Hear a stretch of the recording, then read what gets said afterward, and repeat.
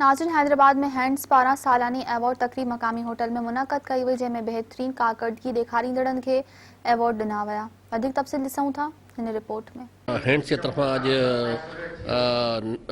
Annual national award ceremony जेका हाइबर्ड 2019 ऐं 2020 जे हवाले सां हिते हैदराबाद में मल्हाई पई वञे, उन में हैंड्स हूं बि सॼे पाकिस्तान में दुनिया में कमु करे थी। उन में जेके बि उन्हनि जा जेके वर्कर्स आहिनि या एम्प्लॉइज़ आहिनि या ऑफिसर्स कमु कनि था, त उन्हनि खे एवॉर्ड ॾिना वञनि था। ऐं मूंखे ॾाढी ख़ुशी महसूस थी आहे त हैंड्स जे तरफ़ां हिते हैदराबाद में रज़ाक उमरानी साहब जेको सो माना टॉप 5 में गोल्डन एवॉर्ड हासिल कयो आहे। त इन हवाले सां हैंड्स पंहिंजे हवाले सां कम्यूनिटी डेवलपमेंट जे हवाले सां, एजुकेशन जे हवाले सां, हेल्थ जे हवाले सां तमामु वॾो कमु कयो आहे। उहो फ्लड हुजे या जेको सो कोविड-19 हुजे, उन में ग़रीबनि जे लाइ ऐं मुस्तक़ माण्हुनि खे वधीक फ़ाइदो पहुचायो। ऑर्गेनाइजेशन हर साल हिकिड़ी हेल्दी कॉम्पिटिशन जे हवाले सां जेके असांजो ऑफिसिस आहिनि, उन्हनि जो जेके टारगेट्स अचीवमेंट्स हूंदियूं आहिनि, उन्हनि जे बुनियाद ते असीं पाकिस्तान लेवल ते हिकिड़ो कम्यूनिटी कन्वेंशन कंदा आहियूं।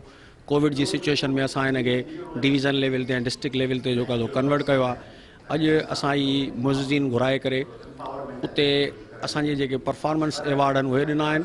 ऐं गॾोगॾु जिन माण्हुनि हिन सॼे मामले में सिविल सोसाइटी एक्टिविस्ट आहिनि, लॉयर आहिनि, मीडिया आहे ऐं उन सां गॾोगॾु अकेडमी आहे, उन्हनि जो जेको हैंड्स सां कोलोब्रेशन आहे हिन सॼे बहितरीअ जे अमल जे तरफ़, उन्हनि सभिनी खे असां हिते एवॉर्ड जेके आहिनि ॾिना आहिनि। ही हैंड्स जी एवॉर्ड तकरीब जेकी थी आहे उहा कोविड जे दौरान हैंड्स जे फ़िलहाई कम जे हवाले सां थी आहे। त जिन इन में कोविड में दोस्तनि कमु कयो ऐं उन एरियाज़ में विया, राशन विरहायनि, मेडिसिन ॾिननि ऐं उन्हनि खे जी फ़िलहाल में उन सां गॾु रहिया, अवेयरनेस ॾिनऊं, कोविड खां बचाव जा तरीक़ा ॿुधायूं।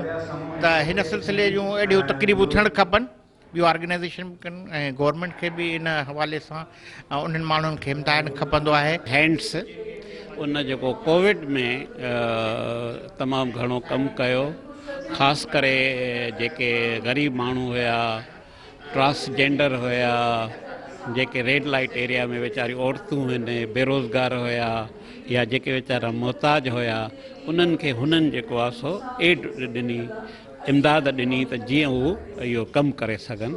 इन जे करे असां अॼु आया आहियूं उन्हनि जे दावत ते ऐं उन्हनि तमामु सुठो कमु कयो आहे। ऐं असां चाहियूं था त ॿिया बि अदारा अॻिते अची ऐं जॾहिं अहिड़ी का क्राइसिस अचे त उन क्राइसिस में ग़रीब माण्हुनि जी मदद कनि। जे तरफ़ां समाजी ख़िदमत गुज़ारनि खे एवॉर्ड ॾिना पिया वञनि, इहा हौसला अफ़ज़ाई जी ॻाल्हि आहे, तमामु सुठी ॻाल्हि आहे। ऐं हैंड्स खे मुबारक आहे जो ख़िदमत कंदड़ माण्हुनि खे मान ॾिए पई, इज़त ॾिए पई ऐं उन्हनि खे एवॉर्ड ॾिए पई। इहा तमामु सुठी ॻाल्हि आहे। मुंहिंजे ख़्याल में ईअं जी हौसला अफ़ज़ाई थींदी रहे समाजी ख़िदमत करण वारनि माण्हुनि जी, त इंशाअल्लाह उन्हनि जो तइदाद बि वधी सघे थो, हौसलो बि वधी सघे थो ऐं ख़िदमतूं वधी सघे।